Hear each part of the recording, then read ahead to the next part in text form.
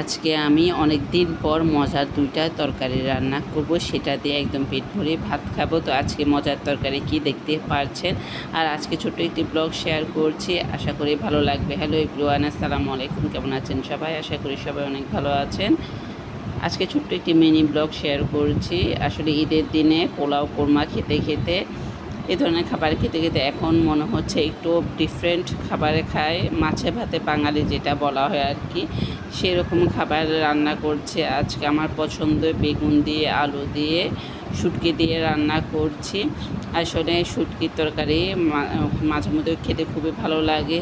এখন যখন মুখের রুচি চলে যায়, এই ধরনের খাবার দিয়ে মনে হচ্ছে এক প্লেট ভাত নিমিশে শেষ করতে পারবো। যাই হোক, এখানে কিন্তু আমি এক এক করে সবগুলো রান্না অফ ক্যামেরায় করে নিচ্ছি। মানে পুরোটা ব্লগ যদি আমি ধরতে যাই, ভিডিও করতে যাই, ভিডিওটি অনেক লং হয়ে যাবে।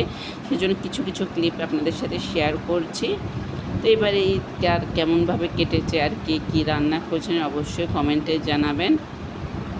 এখানে কথা বলতে বলতে আমার বেগুনের তরকারিটা প্রায় আমি টমেটো দিয়ে দিয়েছি। এখানে ভালো করে কষিয়ে আমি একদম তেল মশলা কম দিয়ে রান্না করছি, যেহেতু এতদিন তেল মশলা দিয়ে খাবার খেয়েছি। এখন মুখে রুচি চলে গেছে, রুচি ফেরানোর জন্য এই ধরনের খাবার রান্না করছি। যাই হোক, আলহামদুলিল্লাহ খাবারগুলো খুবই মজা হয়েছে, একদম অল্প তেল মশলা রান্না করা।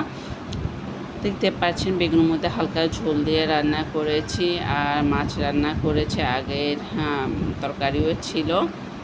আলহামদুলিল্লাহ এটা দিয়ে আজকে দুপুরে খাবার শেষ করবে। এখানে আমার যা আমাদের জন্য খাবার পাঠিয়েছিল সেটাও একটু গরম করে নিয়েছি। অনেকগুলো খাবার হয়ে গেছে। তো আজকের মতো এখানেই বিদায়। সবাই ভালো থাকবেন, সুস্থ থাকবেন, আমাদের জন্য দোয়া করবেন। আসসালামু আলাইকুম।